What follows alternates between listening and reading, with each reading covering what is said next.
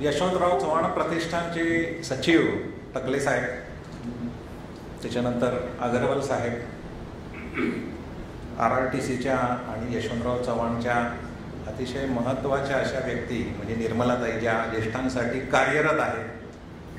फेसकॉमचे आमचे विजय औंधे सर कुठे गेले? तिथे बसले.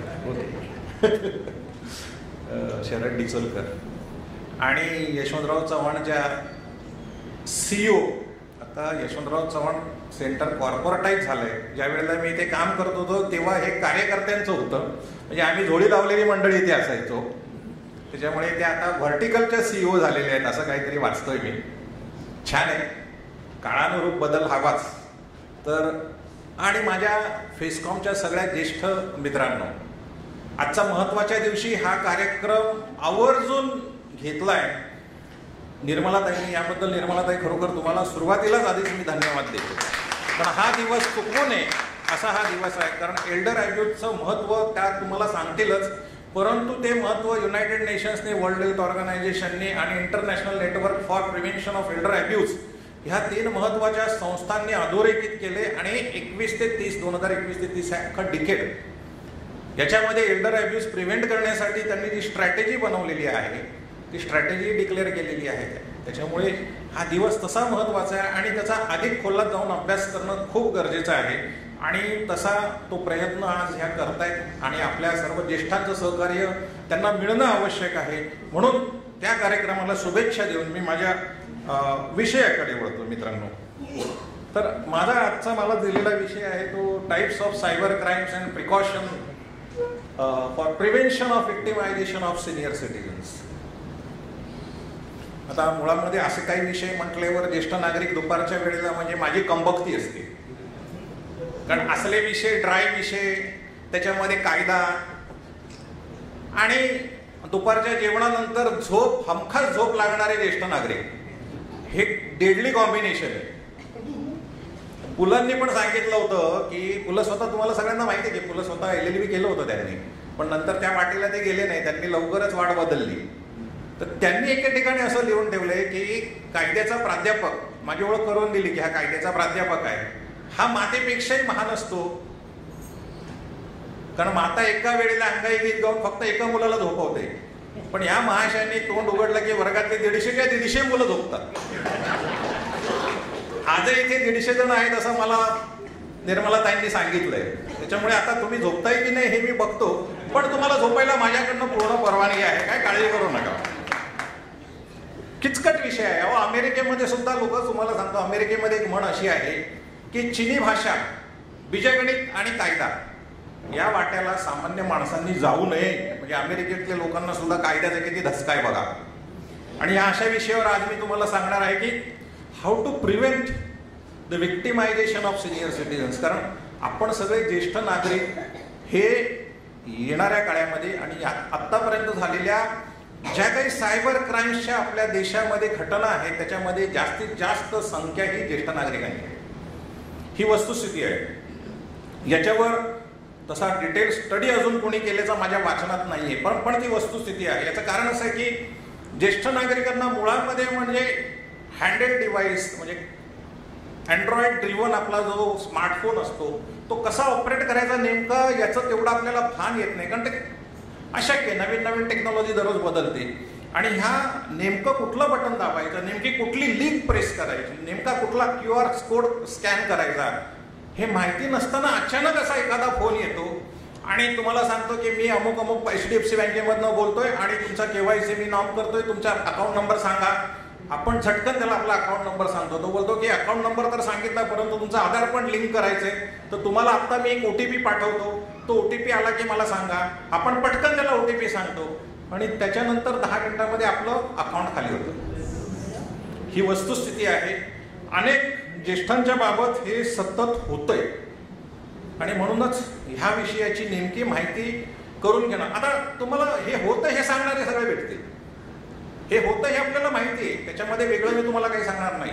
पण हे होत असताना हे आपण कसं थांबवू शकतो आणि छोट्या छोट्या स्टेप्स आहेत त्याच मी आज तुम्हाला सांगणार आहे. याच्याबाबत एक थोडंसं एक उदाहरण असं पण देतो की मी एल्डर लाईन नावाची केंद्र सरकारची एक हेल्पलाईन आहे, तुम्हाला माहिती असेल 14567. तर तिथे मी लिगल ॲडवायझर आहे. It's a pro bono work, म्हणजे विदाऊट एनी रेम्युनरेशन असतं. तर तिथे फोन येतात ज्येष्ठांचे, आणि एक दिवशी एका ज्येष्ठांनी मला फोन आला संध्याकाळी की सर मला एक लिंक आली होती आणि मला ती लिंक मी प्रेस केली होती, त्याच्यानंतर आता ती लिंक पाठवणारा मला बोलतोय की 1 लाख रुपये दे कारण तू त्या लिंक मधला कंटेंट बघितलायस. मी म्हटलं व्हेरी गुड, काय कंटेंट होता? तर म्हणे पोर्नोग्राफी होती. म्हटलं ठीक आहे, तुम्ही बघितलात, मग आता काय झालं? नाही म्हणे आता त्यांचा दररोज मला एक नवीन ईमेल येतोय आणि तो ईमेल मला असं सांगतोय की तू आम्हाला 1 लाख रुपये दे, नाहीतर आम्ही तुझी पोलीस कंप्लेंट करू, आम्ही तू ही पोर्नोग्राफी बघतो हे सगळ्या जगाला सांगू, किंवा गुपचूप 1 लाख दे. मी त्याला स्पष्टपणे सांगितलं की तू काही करू नकोस, तू ती लिंक उघडू पण नकोस आणि बघू पण नकोस. तो माणूस तुझं काहीही वाकडं करू शकत नाही, कारण अशा लिंक पाठवून फसवणारे जे प्रकार असतात, ज्याला विशिंग म्हणतात, ते लोक तुम्हाला पुढे काही त्रास देऊ शकत नाही. ते फक्त तुम्हाला तात्पुरता तुमच्यावर दबाव आणून तुमच्याकडनं काय पैसे मिळत असेल तर ते घेतात. अशा घटना होत आहेत. म्हणूनच आज आपण हे समजून घेऊयात की नेमके कुठले कुठले प्रकार आहेत. नेक्स्ट, जेव्हा आपण सायबर क्राईमचा विचार करतो किंवा आपण आपली फसवणूक कशी होते, तर ही 2 पद्धतीने फसवणूक होते. एक जो पहिला प्रकार आहे हा विशिंग म्हणतात आणि दुसरा फिशिंग म्हणतात. हा इंग्लिश जरी असेल तरी विशिंगचा अर्थ तोंडी केलेली आपली फसवणूक असते, आणि ही जी तोंडी केलेली फसवणूक असते, vishing is a type of a cyber crime in which the attackers use phone calls or voice message, म्हणजे तोंडी बोलून आपल्याला फसवलं जातं, त्याला म्हणतात विशिंग. आणि फिशिंग म्हणजे ज्या पद्धतीने आपण मासे पकडतो त्या पद्धतीने आपल्यावर जाळं टाकलं जातं, अतिशय पद्धतशीर पद्धतीने, आणि ते जाळं टाकून आपल्याला अडकवलं जातं, म्हणून त्याला फिशिंग म्हणतात. आता हे जे फिशिंग हे ब्रॉड लेवलला तुम्हाला सांगतोय, हे जे फिशिंगचे जे प्रकार आहेत, तर त्याच्यामध्ये वेलिंग, त्याच्यानंतर वेलिंगच्या खालोखाल आहे क्लोन फिशिंग आहे, त्याच्यानंतर SMS आहे आणि स्पिअर फिशिंग आहे. आता आपण मासेमारी करतोय, मासेमारी करताना सगळ्यात मोठा मासा कुठला असतो? व्हेल. जर व्हेल पकडायचा असेल तर त्याला म्हणतात व्हेलिंग. मग हे जे फसवणूक फ्रॉडस्टर्स असतात, ते जेव्हा अशी एखादी मोठी कंपनी शोधतात किंवा असं एखादं मोठं गब्बर कुळ शोधतात की जो अब्जाधीश आहे, आणि त्याला पकडून जेव्हा फसवतात तेव्हा त्या प्रकारच्या फसवणुकीला व्हेलिंग म्हणतात. त्याच्यानंतर स्पिअर फिशिंग. स्पिअर म्हणजे भाला कसा नेम धरून मारला जातो, तसा हे फसवणारे लोक नेम धरून एखाद्या व्यक्तीचा आधी अभ्यास करतात की एखाद्या व्यक्तीच्या बँक अकाउंटमध्ये किती पैसे आहेत, त्याची संपत्ती किती आहे. कंप्लीट बॅकग्राऊंड स्टडी केल्यानंतर त्या माणसाला नेम धरून टार्गेट केलं जातं, तेव्हा त्याला स्पिअर फिशिंग म्हणतात. त्याच्यानंतर क्लोन फिशिंग म्हणजे तुमच्या ईमेलचा डुप्लिकेट ईमेल केला जातो. म्हणजे नाव तुमचं असतं, तुमचं फेसबुक पेज आहे, तुमचं फेसबुक पेज हॅक केलं जातं. तुमच्या फेसबुक हॅक करून तुमच्या फेसबुकावरनं तुमच्या मित्रमंडळींना मेसेज पाठवले जातात आणि त्यांना सांगतात की मी अडचणीत आहे, मला पैसे द्या, आणि समोरचा माणूस पैसे देतो आणि नंतर त्याला कळतं की हे पेज हॅक झालेलं आहे. त्याला म्हणतात क्लोन फिशिंग. चौथा प्रकार आहे तो SMS फिशिंग. ह्याच्यामध्ये आपल्याला आपल्या मोबाईलमध्ये SMS येतात. आपल्याला माहिती आहे की बँकेमध्ये जेव्हा आपला अकाउंट क्रेडिट डेबिट करतो तेव्हा त्याचे आपल्याला SMS येतात, बरोबर आहे की? तर अशा पद्धतीचे SMS हे फ्रॉडस्टर्स आपल्याला पाठवतात. त्या लिंक्स असतात, त्या लिंक्स आपल्याला प्रेस करायला लावतात. त्या प्रेस केल्या आपला फोन हॅक केला जातो आणि आपल्या फोनची माहिती ते मिळवतात. This is a broad category of cyber crime. या 2 प्रकारच्या वेगळ्या क्राईम आहेत. एक म्हणजे तोंडी थेट बोलून तुम्हाला फसवलं जातं, आणि दुसरं आहे ते अशा पद्धतीने तुमचा स्टडी करून नेम धरून तुम्हाला फसवलं जातं. या 2 ह्याच्यामध्ये सायबर क्राईम्स आज मुख्यतः डिवाइड झालेले आहेत. पण मग आपण जे बघतो सायबर क्राईमचे प्रकार ते कुठले कुठले आहेत ते पण तुम्हाला आता थोड्यामध्ये सांगतो. तर सगळ्यात जास्त सोशल मीडियामध्ये आज फिरतोय तो चाइल्ड पोर्नोग्राफी. तुम्हाला याची कल्पना असेल की नाही मला माहिती नाही, पण चाइल्ड पोर्नोग्राफीच्या लिंक्स आणि त्याचे कंटेंट हे अनेकदा फेसबुकवर किंवा सोशल मीडियावर फिरताना दिसतात. तर तो एक मोठा प्रकार आहे आणि त्याच्यासाठी चाइल्ड सेक्स अब्युझिव्ह मटेरियल जे असतं तर ते सुद्धा अशा पद्धतीने ट्रान्समिट केलं जातं. हा एक पहिला सायबर क्राईम झाला. दुसरा सायबर क्राईम आहे सायबर बुलिंग. सायबर बुलिंग म्हणजे काय, तर मुलं ज्या पद्धतीने एकमेकांना चिडवाचिडवी करतात त्या पद्धतीने सायबर म्हणजे ऑनलाईन फोनवर किंवा ह्याच्या कुठल्याही फेसबुकवर, इंस्टाग्रामवर किंवा ट्विटरवर एखाद्या माणसाला कोपऱ्यात घेऊन त्याला काय वाटेल ते बोललं जातं, त्याला म्हणतात बुलिंग. जनरली बुलिंग हा शब्द आपण शाळा कॉलेजेसमध्ये बघतो की मुलं एकमेकांना चिडवतात, परंतु सोशल मीडियावरचं बुलिंग एवढं पॉवरफुल झालेलं आहे की आज सायकोलॉजीमध्ये काम करणारे माझे मित्र इथे सांगतील की ह्या सोशल बुलिंगमुळे अनेक ॲडॉलसंट मुलांनी जीव दिलेला आहे. And that is why this cyber bullying is one of the deadliest thing that we must be aware of. त्याला म्हणतात सायबर बुलिंग. आता हा सायबर बुलिंगचा प्रकार हल्ली राजकारणात सुद्धा आलेला आहे. प्रत्येक राजकीय पक्ष ज्यांच्या मनामध्ये काही वाकडे विचार आहेत ते एखाद्याला कोपऱ्यात घेऊन धुतात, काय वाटेल ते बोलत असतात, त्याचा इन्सल्ट करतात, काय वाटेल ते चाललेलं असतं. तो देखील सायबर बुलिंगचाच प्रकार आहे, लक्षात घ्या. त्याच्यानंतर सायबर स्टॉकिंग. स्टॉकिंगचा अर्थ काय, पाठलाग करणे. सायबर स्टॉकिंगचा अर्थ काय की सोशल मीडियावर पाठलाग करणे. आता सोशल मीडियावर पाठलाग कसा केला जातो, तुमचं इंस्टाग्रामचं अकाउंट आहे, तुमचं फेसबुकचं अकाउंट आहे, याशिवाय तुमचं ट्विटरचं अकाउंट आहे, व्हॉट्सॲप आहे. जिथे जिथे तुमची अकाउंट्स असतील तिथे तिथे तुमचा पाठलाग करून सिस्टमॅटिक पद्धतीने तुमच्या मनामध्ये भय निर्माण होईल अशा पद्धतीचा हा पाठलाग असतो. आणि ह्याचा सगळ्यात जास्त स्टॉकिंगचा त्रास हा महिलांना होतो. आणि काही विकृत मनोवृत्तीची माणसं अशा पद्धतीने सतत सायबर स्टॉकिंग करतात आणि त्याच्यामुळे सुद्धा महिलांवर आणि मुलींवर होणारे जे मानसिक परिणाम आहेत ते सुद्धा अतिशय गंभीर आहेत.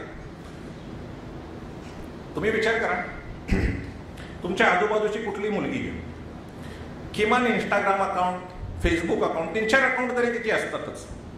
आणि त्या फेसबुक अकाउंट असो, इंस्टाग्राम अकाउंट असो किंवा ट्विटर असो, सगळीकडे त्यांना सतत स्टेटस बदलायचं असतं. They are always out to show that they are doing something. They want to make their presence felt. ही जी मानसिक भावावस्था प्रत्येकाची असते, मुलींची असते किंवा मुलांची असते, तर ह्या सगळ्यामध्ये मुलींना शिकार केलं जातं सायबर स्टॉकिंग करून सुद्धा. म्हणून cyber stalking is also a very important crime which has to be looked into. त्याच्यानंतर त्याहूनही धोक्याचा आणखी अतिशय महत्वाचा आहे तो सायबर ग्रूमिंग. हा प्रकार तुम्ही ऐकलाय, भयानक प्रकार आहे.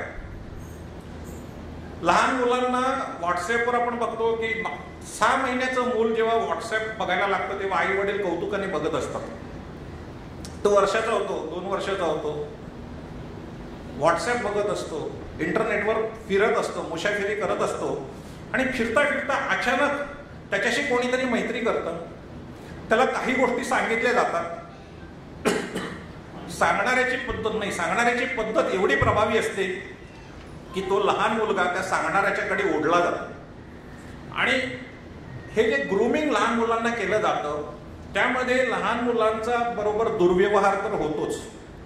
म्हणजे एकतर लहान मुलांना पोर्नोग्राफीसाठी वापरण्यात येतं किंवा लहान मुलांना ड्रग ॲडिक्ट बनवलं जातं किंवा लहान मुलांकडनं काही नको असलेली कामं करून घेण्यासाठी त्यांचं हे ग्रूमिंग केलं जातं. काही धार्मिक अतिरेकी लोक अशा पद्धतीने ग्रूमिंग करून लहान मुलांना टेररिस्ट सुद्धा बनवू शकतात. So this is a very concerning matter. त्याला म्हणतात सायबर ग्रूमिंग. आणि याच्यामध्ये असं होतं की तुम्ही विचार करा की 5-6 वर्षापासून त्या मुलाचं जर ग्रूमिंग सुरू केलं तर कालांतराने तो समोरचा माणूस जे सांगेल तेच सत्य आहे आणि त्याच्या पलीकडे सत्य नाही यावर तो मुलगा पूर्णपणे खात्रीशीररित्या ठाम असतो. मग त्या मुलाला बदलणं आपल्या सगळ्यांना अवघड होतं. So cyber grooming is also a very concerning criminal offence. त्याच्यानंतर ऑनलाईन जॉब फ्रॉड आपल्या सगळ्यांना माहिती आहे, कारण आपल्या देशामध्ये जिथे बेरोजगारी आहे अशा वेळेला ऑनलाईन जॉब फ्रॉडमुळे अनेक जणांनी पैसे गमावलेले आहेत हे देखील आपल्याला माहिती आहे. त्याच्यानंतर फिशिंग, विशिंग आणि SMS हा एक प्रकार आहे. तो मगाशी आपण तो बघितलाच, तिन्ही प्रकार बघितले. क्रेडिट कार्ड फ्रॉड देखील आपण बघितलेले आहेत. क्रेडिट कार्डामध्ये तुम्हाला सांगतो की खूप गंभीर प्रकार असतात. म्हणजे माझ्या मुलीने क्रेडिट कार्ड ॲमेझॉनवर काहीतरी खरेदी करण्यासाठी वापरलं होतं डॉलरमध्ये. आपल्याला माहिती आहे काही लिमिटपर्यंत डॉलर्स मिळतात. ते तिने वापरल्यानंतर अचानक रात्रीच्या वेळेला ती जागी होती आणि तिला एक SMS आला की ॲमेझॉनकडनं की तुझ्या अकाउंटवरनं 5 लाखाचे कॉम्प्युटर खरेदी केलेले, लॅपटॉप्स.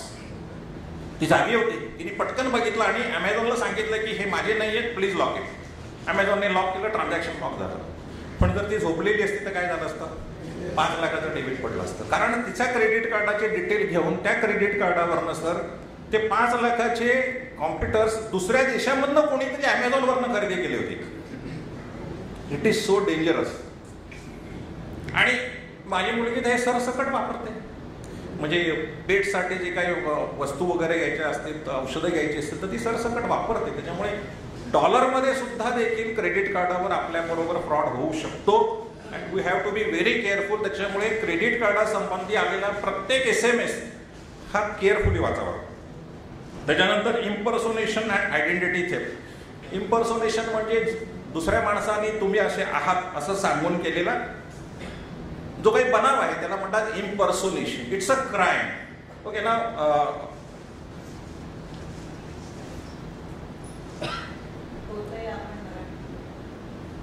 2 नंबरची स्लाइड 3 ह्याच्यानंतर next. Right. Now how vishing works. तर तुम्ही हे जे डिटेल वाचाल तर तुमच्या लक्षात येईल की phishers typically use social engineering techniques to manipulate individuals into diverging information, and this can involve the impersonating a legitimate company or authority, what is that? Authority figure, creating a sense of urgency and using a scare. आता तुम्ही मला एक सांगा की जेव्हा मला phone करून एखादा माणूस काहीतरी सांगतोय सोशल मीडियावरनं आणि मी त्याला बळी पडतो, याला काय कारणं असू शकतील? Tell me. अनेक कारणं असू शकतात. आणि मी का बळी पडतो? म्हणजे what are the reasons and why I am a victim. आपण दोन्ही बाजूने विचार केला पाहिजे. तर why I am getting victimised on phone, तर याला जे महत्वाचं जे कारण आहे त्याला म्हणतात ग्रीड. हाव. कारण जेव्हा मला कोणीतरी सांगतं की तुम्हाला 10 लाखाचं बक्षीस मिळालेलं आहे तेव्हा मला हाव सोडतं. बरोबर आहे. त्याच्यामुळे तो जे सांगेल ते मी करत जातो. त्यांनी सांगितलं टॅक्ससाठी 10 लाखाच्या बक्षिसावर 2 लाख टॅक्स आहेत, पाठवून द्या, मी लगेच पाठवून देतो. कारण काय? तर मला सुटलेली हाव. So grade is the most important thing. दुसरा आणखीन एक कल्चरल महत्वाचा प्रश्न याच्यामध्ये दडलेला आहे. तो कल्चरल आहे की ओबिडियंटपणा. आपण भारतीय लोक खूप ओबिडियंट आहोत. खूप ओबिडियंट आहोत. आपल्याला लहानपणापासून वडिलांनी कानपटात मारून सांगितलेलं असतं की उलटा प्रश्न विचारायचा नाही, मी सांगतो ते कर. त्याच्यामुळे मी ओबिडियंट झालोय. मला कोणी फोनवर सांगितलं हे बटन दाब की मी दाबतो, OTP सांग की सांगेल. So this is the limitless obedience that I have ingrained into me, makes me to listen to what the person at the opposite side is telling me to do. So the obedience सुद्धा कुठेतरी सोडली पाहिजे. कुठेतरी आपण उलटे प्रश्न विचारायला सुरुवात केली पाहिजे. तू मला असं का मागतोस? तू कोण आहेस? तू म्हणतोस HDFCचा माणूस आहे, पण तू त्याचा पुरावा काय हे आपण मागितलं पाहिजे. त्याच्यामुळे ओबिडियन्स सोडणं हे फार महत्वाचं आहे. तिसरं जे टिपिकली असतं ते फिअर ऑफ मिसिंग आउट. पण आपल्याला असं वाटत असतं की बाकीच्या सगळ्यांनी हे केलेले आणि मीच केलं नाही, तेव्हा मी देखील हे करावं. हा एक उद्देश किंवा ही आपली जी फोमो सायकोलॉजी जी असते ही डोक्यात घेऊन सुद्धा हे फ्रॉडस्टर्स आपल्याला फसवत असतात की बाकीच्या सगळ्यांनी हे घेतलंय, तुमचं राहिलेलं आहे, तुम्ही हे घेऊन टाका.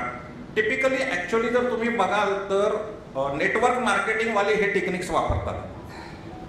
आता मी नावं घेत नाहीत नेटवर्क मार्केटिंगवाल्यांची, पण नेटवर्क मार्केटिंगवाल्या फोमोचं हे टेक्निक फार इफेक्टिव्हली वापरतात. पण इथे फ्रॉडस्टर सुद्धा तसंच टेक्निक वापरतात. आणि सगळ्यात महत्त्वाचं म्हणजे lack of application of a critical faculty. सायकोलॉजीमध्ये application of a critical faculty काय आहे आमचे डॉक्टर मंत्री सांगतीलच. मी जरा पाणी पिऊन घेतो.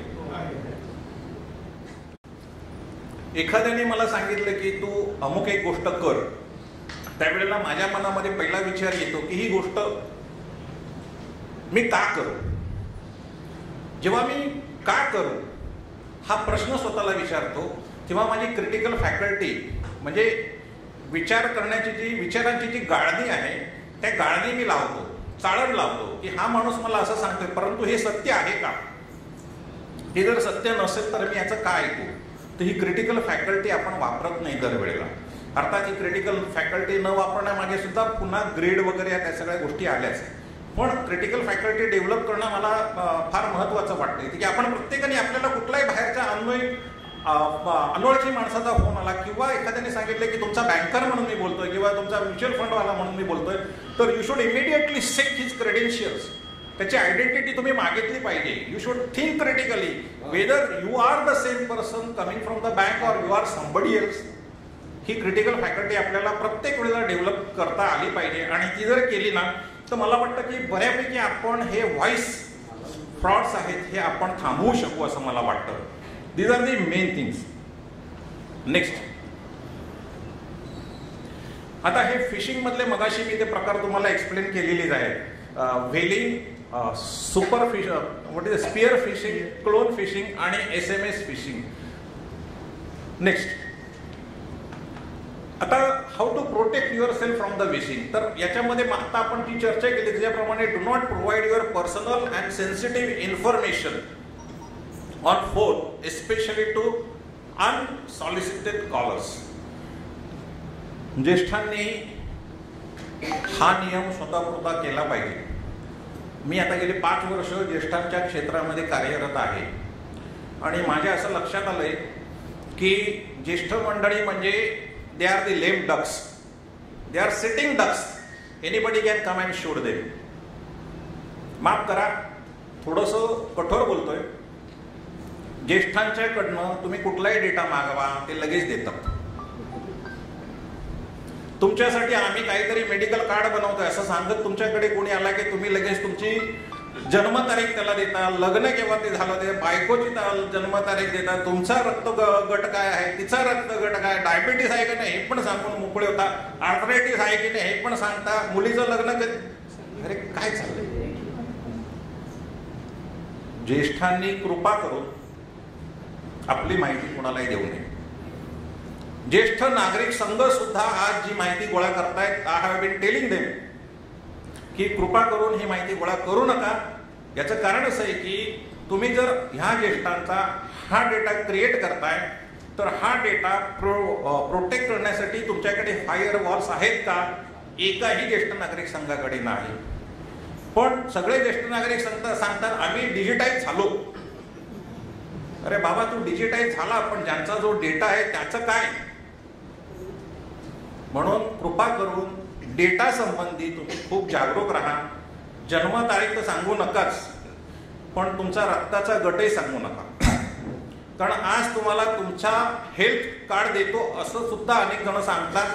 पण मग प्रश्न असा निर्माण होतो की ज्यांना आपण डेटा देतो त्यांच्याकडे इन्फ्रास्ट्रक्चर काय आहे? केंद्र सरकारने डेटा प्रोटेक्शन बिल बनवलेलं आहे, ते आता पार्लमेंटमध्ये पास होईल. ह्या डेटा प्रोटेक्शन बिलमध्ये तुमचा डेटा सुरक्षित ठेवण्याची जबाबदारी जो माणूस तुमचा डेटा घेतो त्याच्यावर आहे. ज्याला तुम्ही डेटा देता त्याला तुम्ही 6 महिन्यांनी किंवा दुसऱ्या दिवशी सुद्धा सांगू शकता की मी काल तुला माझा डेटा दिलाय, माझं नाव, माझा पत्ता, माझा फोन नंबर, माझा जन्मतारीख, माझा रक्ताचा गट दिलाय, but I don't want you to continue with my data, please erase that data. You can tell him next day. हा नवीन कायदा आहे, हा येतोय. बहुतेक या सत्रामध्ये तो डेटा प्रोटेक्शन बिल पास होईल. कारण AI रिलेटेड स्कॅम्स आता मोठ्या प्रमाणावर होणार आहेत किंवा झालेलीच आहेत. त्याच्यामुळे डेटा प्रोटेक्शन बिल आल्यावर तुम्हाला प्रोटेक्शन मिळेल, पण तुमच्यामध्ये अवेअरनेस आधी असला पाहिजे. So be careful about sharing your data. MSCPच्या या डेटाच्या संबंधातली आणखीन एक SMS फिशिंगच्या संबंधातली आणखीन एक आपल्याला सिनियर सिटीजनला फसवणारी मध्ये लिंक होती ती MSCP वाल्यांची की तुमचं इलेक्ट्रिकचं मीटर आता आम्ही कापणार आहोत, ताबडतोब पैसे भरा. आम्ही लिंक पाठवतो त्याच्यावर पैसे भरा. अनेकांनी पैसे भरले, 25-30 हजार आणि गेले. का? कारण आम्ही इलेक्ट्रिक शिवाय बसूच शकत नाही. इलेक्ट्रिसिटी शिवाय लाईट बंद झाली तर मी काय करू? माझा TV कसा बघू? आणि सगळ्यात महत्त्वाचं म्हणजे वायफाय बंद झालं तर माझं इंटरनेट बंद होईल याची मला टेन्शन असतं. त्याच्यामुळे त्या MSCB स्कॅममध्ये सुद्धा अनेक जण फसले, त्याच्यामुळे SMS-मध्ये सुद्धा फसले. So we have to protect our self by not giving data, by not trusting anybody, by not entertaining any unsolicited call. कुठल्याही अनफॅमिलियर माणसाचा कॉल तुम्ही घेतला नाही तरी चालेल. सगळ्यात महत्त्वाचं म्हणजे फोनमध्ये ब्लॉक करायचं जी सिस्टीम आहे ती तुम्ही शिकून घ्या. अतिशय सोपी आहे. तुम्ही कॉन्टॅक्टमध्ये वरती गेलात, 3 डॉट असतात, त्याच्यावर प्रेस केलात, ब्लॉक दिस नंबर येतो, तुम्ही ब्लॉक करून टाका. चौथा प्रकार म्हणजे कॉलर आयडेंटिटी. तुमच्या या फोनवर कॉलर आयडेंटिटीवाले काही सॉफ्टवेअर असतात, ट्रू कॉलर सारखे. ते जर तुम्ही बसवलेत तर कोण कॉल करतं हे तुम्हाला कळतं आणि you can decide not to whether to take or not to take it. So these are the ways we can protect our self from getting sucked into this fraud, this criminal frauds. बरं, आता समजा आपण असं गृहीत धरू की आपल्याबरोबर हा क्रिमिनल फ्रॉड झालेलाच आहे. आता काय करायचं? सगळ्यात मोठी भानगड आहे. हेच आपल्याला माहिती नाही, कारण अनेक जण इकडे तिकडे फिरत राहतात. माझा एक मित्र आहे, त्याला अचानक फेसबुकचा मित्राचा म्हणजे त्याचा एक मित्र होता, त्याचं फेसबुक पेज होतं आणि फेसबुकला एक मेसेंजर नावाचं SMS मेसेज ॲप आहे, तुम्हाला माहिती असेल. ज्या वेळेला तुम्ही फेसबुकला लॉग होता ना, म्हणजे लॉग होता किंवा फेसबुकवर तुम्ही अकाउंट उघडता, रजिस्टर करता, you are automatically registered into that messenger app, right.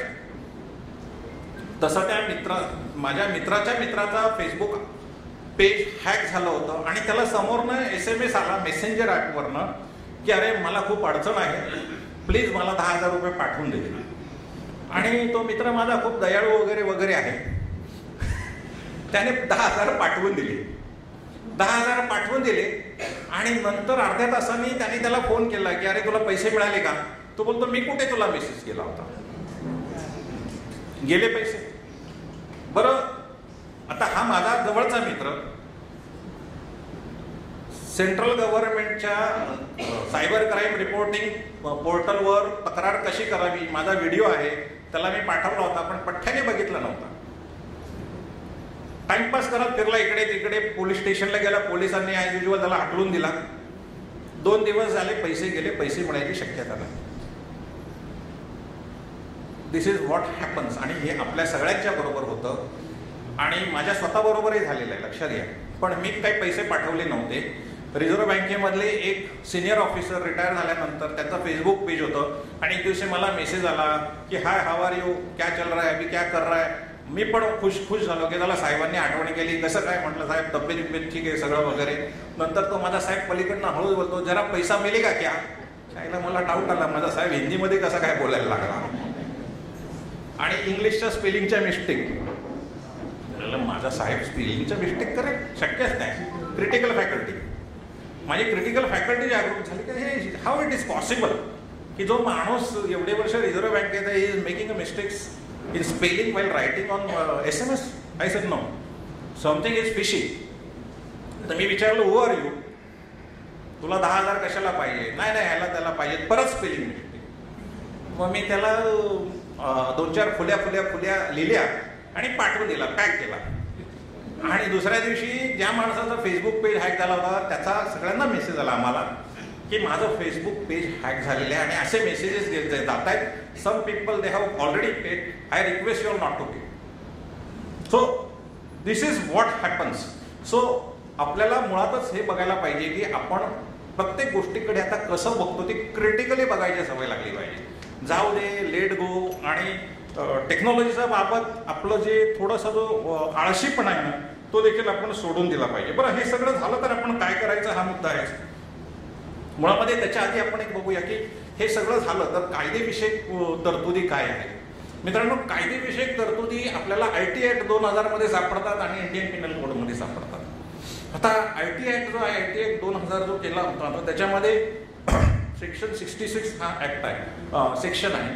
आणि या सेक्शन 66A हा अतिशय बदनाम होता कारण it use to give a wide power to the police so as to go and nab anybody and put him behind the bar. So 66A is now cancelled. आता राहिले 66B, C, D, E आणि F.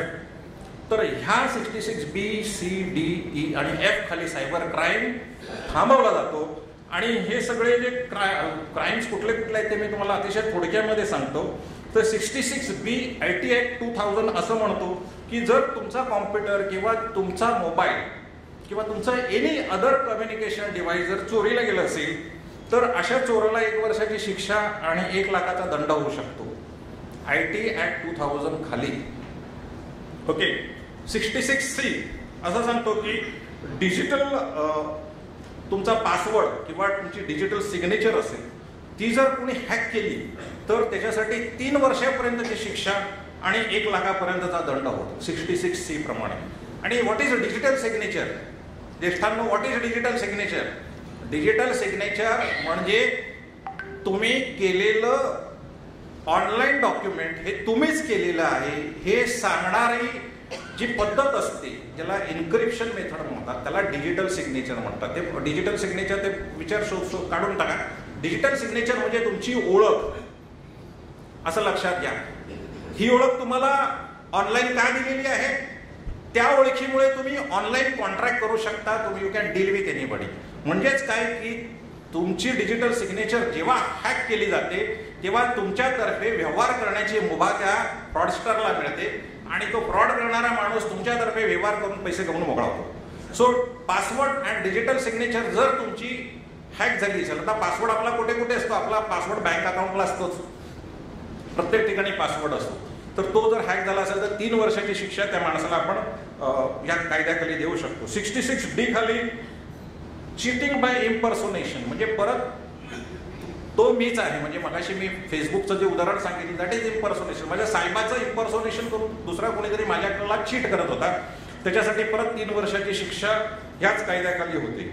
66E खाली taking picture of private parts publishing और transmitting. आता आपण बघतो की हे सरसकट होतंय, सरसकट होतंय. व्हॉट्सॲप जर आपण उघडलं तर व्हॉट्सॲपवर ह्या गोष्टी सरसकट होतात. मुलींचे खाजगी अशा पद्धतीचे फोटो हे घेऊन त्यांच्या नकळत ते घेतले जातात, ते पब्लिश केले जातात. काही हॉटेलमध्ये सुद्धा अशा पद्धतीचे कॅमेरे असतात. मॉलमध्ये जेव्हा कपडे विकणारे असतात तेव्हा ते त्यांच्या आरशाच्या मागे असे कॅमेरे लावतात आणि अशा पद्धतीने खाजगीपणा असतो मुलांचा, मुलींचा किंवा लोकांचा, या सगळ्यांचा जो खाजगीपणा असेल ते फोटो काढून अशा पद्धतीने ते जेव्हा पसरवतात तेव्हा त्याच्यासाठी सुद्धा 3 वर्षाची शिक्षा IT Act खाली आहे. 66F खाली आहे cyber terrorism. What is cyber terrorism? आता आपण नुकतंच एक बघितलंय की आपल्या साहेबांना एक थ्रेट आली होती. साहेबांना एक थ्रेट आली होती. थ्रेट करणारा माणूस होता, तो जे काही करत होता त्याला सायबर टेररिझम म्हणतात. म्हणजे मी तुझं बरं वाईट करेन किंवा मी तुझं अमुक करेन त्याला सायबर टेररिझम म्हणतात. हे cyber terrorism has become an order of the day. Any Tom, Dick and Harry gets up and indulges into it. He thinks that he has the support of the government machinery and he can threat anybody. That is also sponsored cyber terrorism सुद्धा सुरू झालेला आहे. त्याच्यासाठी life imprisonment आहे, लक्षात घ्या. म्हणून cyber terrorism सुद्धा चुकीचं आहे. याचा मागे बॉम्बे स्टॉक एक्सचेंज उडवून देण्याचा एक ईमेल एका मुलाने पाठवला होता. So he was booked under the cyber terrorism section 66F खाली. आणि सेक्शन 67 IT Act 2000 त्याच्याप्रमाणे ऑब्सेनिटीज म्हणजे अश्लील चित्र प्रसिद्ध केली तरी देखील 5 वर्षाचा दंड आणि 5 वर्षाचा तुरुंगवास आणि 10 लाखाचा दंड. हा झाला IT Act. आता पोलीस म्हणतात आम्ही IT Act इम्प्लिमेंट करू की नको करू. पोलिसांचं लपडं म्हटल्यावर पोलीस म्हणतात दाखवा आम्हाला हा कॉग्निझेबल आहे की नाही. कॉग्निझेबल असेल तरच आम्ही त्याला अरेस्ट करणार. त्याच्यामुळे ती सगळे प्रकार येतात आणि बऱ्याचदा आपल्याला काही गोष्टी माहिती नसतात. म्हणून IPC मध्ये काही तरतुदी आहेत ते पण आपण बघून घेऊया. तर IPCच्या सेक्शन 292 मध्ये sexually explicit pictures of children, लहान मुलांचे चाइल्ड पोर्नोग्राफी जगामध्ये खूप धुमाकूळ घातलेले, आपल्या देशामध्ये धुमाकूळ घातलेले. तुम्ही जर क्लोजली हिंदी पिक्चर बघत असाल मधुर भांडारकरांसारखे त्याच्यामध्ये चाइल्ड पोर्नोग्राफीचे हे विषय येतात. You just look into it. काही OTT सिरीजमध्ये सुद्धा हे विषय येतात. This is not a subject which is something new to us. This is a very old subject. Child पोर्नोग्राफीसाठी सेक्शन IPC 292 खाली 2 वर्षाची सजा आहे. त्याच्यानंतर टेकिंग ऑप्शन पिक्चर म्हणजे 354 आपल्याला माहिती आहे की IPCचा 354 हा विनयभंगाचा सेक्शन आहे, पण त्या 354ला आता सगळ्या अमेंडमेंट केल्यात ह्या सगळ्या सायबर क्राईम्समुळे. 354C मध्ये महिलांची ऑप्शन पिक्चर घेणं म्हणजे अश्लील पिक्चर घेणं त्याच्यासाठी 3 वर्षाची शिक्षा आहे. 354D नुसार सायबर स्टॉकिंग म्हणजे मगाशी सांगितल्याप्रमाणे ऑनलाईन एखाद्या मुलीच्या पाठीमागे लागणे, इंटरनेटवर लागणे किंवा व्हॉट्सॲपवर लागणे, इंस्टाग्राम किंवा ट्विटर किंवा फेसबुक अशा पद्धतीने एखाद्या मुलीचा पाठलाग जर केला, त्याला स्टॉकिंग म्हणतात. स्टॉकिंग म्हणजे पाठलाग. तिला जर ती गोष्ट नको असताना मी जर तिचा पाठलाग केला तर it obviously becomes a crime. So त्याच्यासाठी 354D खाली सुद्धा 3 वर्षाची सजा आहे. त्याच्यानंतर 379 हा थेफ्ट आहे, 378 थेफ्टचं कलम आहे, 379 मध्ये थेफ्टचं कलम देखील आपण ह्याच्यामध्ये लावू शकतो कारण तुमचे पैसे गेलेले आहेत इथे. 420 आपल्या सगळ्यांचा अतिशय आवडतं कलम आहे ते. एकमेकांना आपण अनेकदा प्रेमाने 420 तू 420 असं बोलतो, तर त्याच्यासाठी सुद्धा ती 7 वर्षाची सजा आहे. दुसऱ्याला फसवणं हा गुन्हा आहे. फॉल्सिफाईंग डॉक्युमेंट्स म्हणजे तुमची डॉक्युमेंट्स चुकीच्या पद्धतीने दुसऱ्या माणसाने बनवली तर 7 वर्षांना तो आतमध्ये जाऊ शकतो. तर हे सगळं ह्या पद्धतीने आपण त्यांना सजा देऊ शकतो. पण मग सजा द्यायची असेल तर हे सगळं करणार कोण? तर सरकार. मग सरकारने जर हे सगळं करायचं असेल, नेक्स्ट तर सरकारने एक citizen financial cyber fraud reporting and management system बनवलेली आहे. आता या सिस्टीमचं वैशिष्ट्य असं आहे की अंडर वन रूफ बँका आणि लॉ एन्फोर्सिंग एजन्सीज ह्यांचं टायअप केलेलं आहे. तुम्ही किंवा मी जर तक्रार केली तर सायमल्टेनियसली लॉ एन्फोर्सिंग म्हणजे पोलीस किंवा investigating authority they will start investigating the crime on the one hand.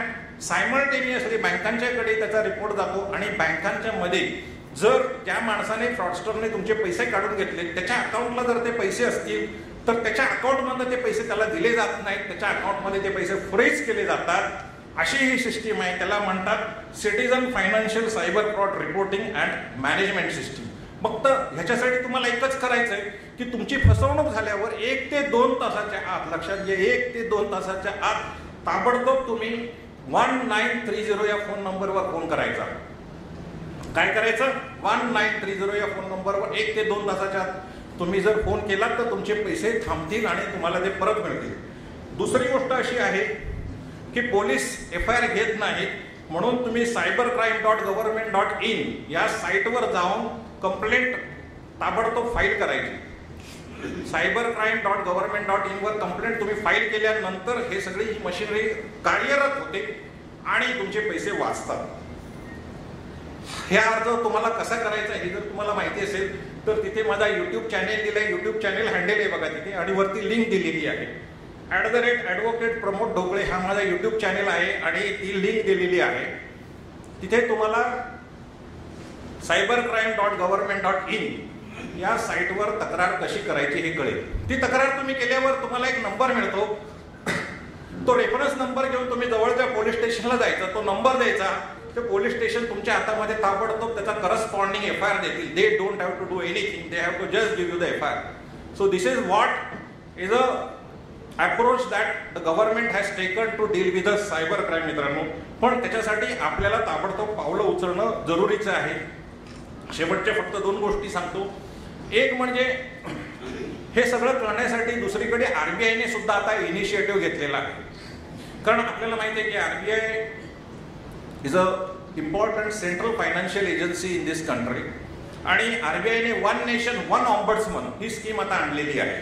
त्याच्यामुळे वन नेशन आणि वन ऑम्बड्समन स्कीम जेव्हा RBI आणते तेव्हा हे जे फ्रॉड्स अशा पद्धतीचे फायनान्शियल फ्रॉड्स तुमच्या माझ्या बरोबर केले जातात त्याच्यासाठी डील करण्याची मशिनरी RBIची स्वतःची सुद्धा तयार आहे. तुम्हाला RBIच्या ऑम्बड्समन साईटवर जाऊन तक्रार करावी लागेल आणि RBIची जी साईट आहे ती आहे cms.rbi.org.in. याच्यावर जर तुम्ही गेलात तर तुम्ही ऑम्बड्समनकडे तक्रार करू शकता. ती तक्रार केल्यानंतर तुम्हाला त्याचा पुढची जी स्टेप असते त्याच्यामध्ये तुम्हाला तो जो ईमेल तुम्ही केलेला आहे तो ईमेल तुम्ही crpc@rbi.org.in वर फॉरवर्ड करायचा. तुमच्या बँकेचे डिटेल, तुमचं फसवणूक झालं त्याचं स्क्रीनशॉट, ट्रान्झॅक्शन ID सगळं तिथे पाठवू शकता तुम्ही. हे केल्यावर RBI कामाला लागते, कन्सर्ट बँकेला सांगते आणि कन्सर्ट बँकेमध्ये ज्याने तुम्हाला फसवलंय त्याचं बँक अकाउंट असतंच, तुम्ही बँक टू बँक ट्रान्सफर केलेले आहेत, मग त्याचे पैसे तिथल्या तिथे थांबवले जातात. ती बँक त्याचे पेमेंट करत नाही. The payment is put on the hold provided the fraudster हॅजंट withdrawn the money. So in order to get this benefit, what you have to do, you have to lodge the complaint immediately within an hour or so. तरच तुम्हाला तुमचे पैसे मिळतात. तो हा एक महत्वाचा RBIचा एक मुद्दा आहे आणि RBI ही मशिनरी अतिशय चांगल्या पद्धतीने काम करते. फार मी डिटेल तुम्हाला सांगून आता तुम्हाला हे करत नाही. I will not take much of your time. त्याच्यानंतर आता मित्रांनो सगळ्यात महत्वाचा शेवटचा एक मुद्दा राहिला आहे की आपण पेमेंट कशावरनं करतो. सगळ्यात पॉप्युलर मेथड जीपे. भाजीवाल्याला जीपे, दूधवाल्याला जीपे, सगळ्यांना जीपे, बरोबर आहे की नाही. तर हे जे UPI ॲप्स आहेत, जीपे असो, पेटीएम असो, भीम असो, तर ह्या सगळ्यांचं मॉनिटरिंग कोण करतं. तो national payment corporation of India करते. तर NPCIने सुद्धा स्वतःची अशी साईट डेव्हलप केलेली आहे आणि तिथे सुद्धा आपण तक्रार करू शकतो. आणि NPCI आता if you have any complaint about Amazon pay, Paytm, Google pay, Bhim or anything else, तुम्ही NPCIच्या त्या साईटवर जाऊन तक्रार करू शकता. फक्त ती तक्रार केव्हा करू शकता हे तुम्हाला वाचून सांगतो. Then only you will understand it. म्हणजे गुगल पेद्वारे केलेलं तुमचं पेमेंट असेल त्याच्याबद्दलच्या तक्रारी, की तुम्ही transaction failed and amount debit, म्हणजे आपल्याला मेसेज येतो की ट्रान्झॅक्शन फेल झालंय परंतु आपली अमाऊंट डेबिट केलेली असते, त्यावेळेला you can go on NPCI and complaint. Incorrectly transferred to a different account, म्हणजे तुम्ही माझ्या अकाउंटला ट्रान्सफर करताय पैसे परंतु ते यांच्या अकाउंटला देत आहे, you can complaint with NPCI. त्याच्यानंतर ट्रान्झॅक्शन टाइम आउट हा एक सिग्नल येतो, बट अमाऊंट गेट्स डेबिटेड, त्यावेळेला सुद्धा तुम्ही हे करू शकता. त्याशिवाय तुमच्या अकाउंटमधून फ्रॉडुलंट पद्धतीने अशा पद्धतीने कोणी पैसे काढून घेतले असतील जीपेने, then also you can complaint. Transaction pending ही सुद्धा आपल्याला बऱ्याचदा येतं आणि लाखो रुपयांचं ट्रान्झॅक्शन पेंडिंग मला स्वतःला ते दिसलेलं आहे म्युच्युअल फंडांच्या बाबतीत वगैरे. So it really gives me the sleepless nights. अशा वेळेला देखील तुम्ही NPCIला जाऊन सांगू शकता की my UPI app has not function well, please take care and they look into it. त्याच्यानंतर ट्रान्झॅक्शन्स नॉट परमिटेड आणि ट्रान्झॅक्शन थ्रेशोल्ड एक्सिडेड, म्हणजे आपले जे लिमिट असतं 10,000च्या वरती झालं असे काही मेसेज असतात. तर ह्या UPI ॲप संबंधीच्या तक्रारी संबंधी देखील तुम्ही इथे हे करू शकता. तर मित्रांनो हे सगळं तुम्हाला करावं लागेल provided you really look into it, you try to understand it, you try to have a hands-on experience of it, then and then only you do it. पण मुळामध्ये ही जी भीती आहे डिजिटल ट्रान्झॅक्शन्स किंवा डिजिटल डिव्हाइस हँडल करायची ती देखील तुम्हाला काढायला पाहिजे. मित्रांनो मला वाटतं की मी बराच वेळ बोललोय, जास्त वेळ बोलणं योग्य नाही. मला इकडे घसा माझा दुखतोय तरी पण मी बोलतोय, कारण माईक मिळाल्यावर मी कधीच थांबत नाही, माझी वाईट सवय आणि त्याच्यामुळे मी बदनाम आहे बऱ्याच ठिकाणी.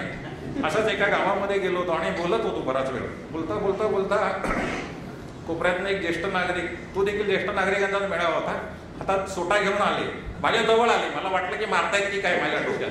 म्हटलं आजोबा काय तुम्ही काय माझ्या डोक्यात सोटा मारणार? नाही तू काय काळजी करू नको, तू आमचा पाहुणा आहे, तुला आम्ही काय करणार नाही, तुला कोणी बोलवलंय ते सांग. ती पाळी आता निर्मला ताईंवर येऊ नये म्हणून मी इथे थांबतो. धन्यवाद.